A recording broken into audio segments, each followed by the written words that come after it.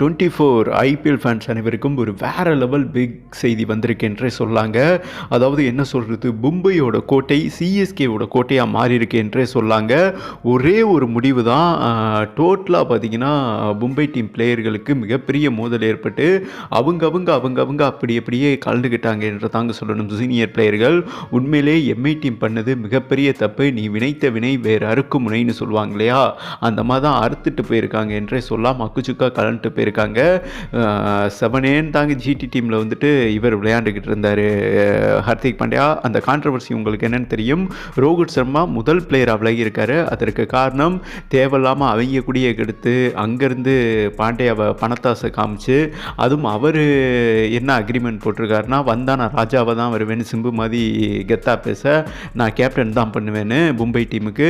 ஏண்டா அப்புறம் உன் தலைவனை நீ மதிக்கலையாடா, அவன் தானடா அவனை உருவாக்குன ரோஹித் சர்மா, அதெல்லாம் எனக்கு தேவையில்ல, நான் வேறு லெவலில் வளர்ந்துட்டேன், நான் வந்தால் கேப்டனாக தான் வருவேன்னு சொல்ல ட்ரெண்டிங்கில் நல்லா கேப்டன் பண்ணுறாருன்னு புரிஞ்சு இவங்களும் என்ன சொல்கிறது, மாடல் ஜெனரேஷனுக்கு தகுந்த மாதிரி எம்ஐ டீமும் நீனே கேப்டன் பண்ணு ஹர்திக் பாண்டியா கிட்ட மென்ஷன் பண்ண. இந்த பேச்சுவார்த்தை ரோஹித் சர்மாவுக்கே தெரியாது, ஓகேவா. அவர் ரொம்ப டிப்ரெஷன் ஆகிட்டார். ஏன்டா நான் உன்னை வளர்த்து விட்டவன், 5 டைம் சாம்பியன் வின் பண்ணி கொடுத்தவன், என்னை எவனுமே மதிக்கலையடான்னு சொல்லிட்டு அவர் வந்துட்டு ரிலீஸ் ஆகிருக்காருங்க.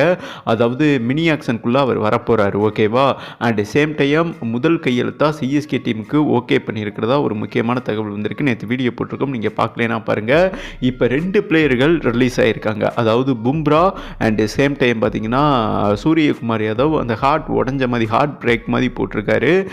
நான் ஒரு கேப்டன் எபிலிட்டி உள்ள ஆள் தான், ரொம்ப நாள் மும்பைக்கு விளையாண்டுருக்கேன், என்னையும் வேறு டீம்லாம் போன இயரில் கூப்பிட்டாங்க, நான் வரல. ஆனால் ஹர்திக் பாண்டியா போயிட்டார், நீங்கள் அவருக்கு கேப்டன் பதவி கொடுக்குறீங்க. பும்ரா அண்டு நான்லாம் ரொம்ப காலம் விளையாண்டுக்கிட்டு இருக்கேன், எனக்கு கேப்டன் ஆப்ஷன் கொடுக்கல, இது எங்களுக்கு மிகப்பெரிய இழுக்கு ஏற்படுத்திருக்கீங்க. அதாவது எங்கள் 2 பேரை நம்பாமல், ரோஹித் சர்மாவை நம்பாமல் வெளியில் இருக்கிற டீம் பிளேயரை நீங்கள் நம்பி எடுத்தது எங்களுக்கு ஒரு மிகப்பெரிய இழுக்கு. அதனால் இந்த டீமோட செயல்பாடுகள் சரியில்லைன்னு சொல்லிட்டு சூரியகுமார் யாதவ் செகண்ட் பிளேயராக ரிலீஸ் ஆகிருக்காரு. இப்போ சிஎஸ்கே வந்துட்டு, அதாவது சிஎஸ்கேவை தான் அப்ரோச் பண்ணியிருக்காரு சூரியகுமார் யாதவ். ஏன்னா சென்னை டீமுக்கு எதிர்காலத்தில் கேப்டன் தேவை, same time middle order batsman தேவை. ஏன்னா அம்பத்தி ராய்டு வந்துட்டு ரிலீஸ் ஆகிட்டார் இல்லையா, வெளியேறிட்டார் ரிட்டையர்மெண்ட்டு. இப்போ சூரியகுமார் யாதவ் ஒரு இந்தியன் பிளேயர், கேப்டன் எபிலிட்டி இருக்குது, T20 ஃபார்மெட்டில் சவுத் ஆஃப்ரிக்காவுக்கு எதிராக 2 போட்டியிலையுமே சதம் அடிச்சிருக்காருங்க.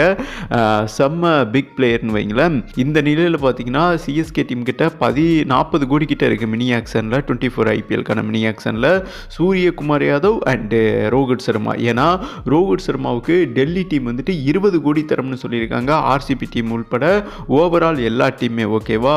இந்த நிலையில் அதாவது ரோஹித் சர்மா ஸ்லிப் ஆகும் பட்சத்தில் நமக்கு வந்த செய்தி என்னென்னா, ஹிந்தி ஊடகங்களில் செம்ம டாக் போய்கிட்டு இருக்குங்க இந்த ஐபிஎல் குறித்து. சூரியகுமார் யாதவை சென்னை பிக் பண்ணிட்டாங்க என்றும் ஒரு முக்கியமான தகவல் வந்திருக்குங்க. ஏன்னா அதிகாரப்பூர்வமாக மும்பை டீமோட செயல்பாடுகள் ஓவரால் பிடிக்கலை அப்படின்னு சொல்லிட்டு விலகியிருக்காராமா. அவரோட அந்த முதல் கையெழுத்து வந்துட்டு சென்னை டீமில் தான் விளையாட அவருக்கு வந்துட்டு லைக் ஆகிருக்கு, ஓகேவா. தோனி அப்ரோச் பண்ணியிருக்காரு, சிஎஸ்கே டீம் மேனேஜ்மெண்ட் அப்ரோச் பண்ணியிருக்காரு. மிடில் ஆர்டரில் சென்னை அணிக்கு பேட்ஸ்மேன் தேவை, எதிர்காலத்தில் ஒரு கேப்டன் தேவை, இதெல்லாம் ஃபோக்கஸ் பண்ணி சூரியகுமார் யாதவ் இப்போ ட்ரெண்டிங்கில் இருக்கார். அவர் எடுக்கவும் அதிகபட்சம் வாய்ப்பு இருக்காமா. கிட்டத்தட்ட 80% பேச்சுவார்த்தை அவர்கிட்ட முடிஞ்சிருக்கு. ரோஹித் சர்மாவுக்கு 100% பேச்சுவார்த்தை முடிஞ்சிருக்குங்க. ஆனால் ரோஹித் சர்மாவை பல பிரான்சஸை வந்துட்டு அப்ரோச் பண்ணியிருக்கிறதுனால அவர் கொஞ்சம் டவுட்டாக தெரியுது.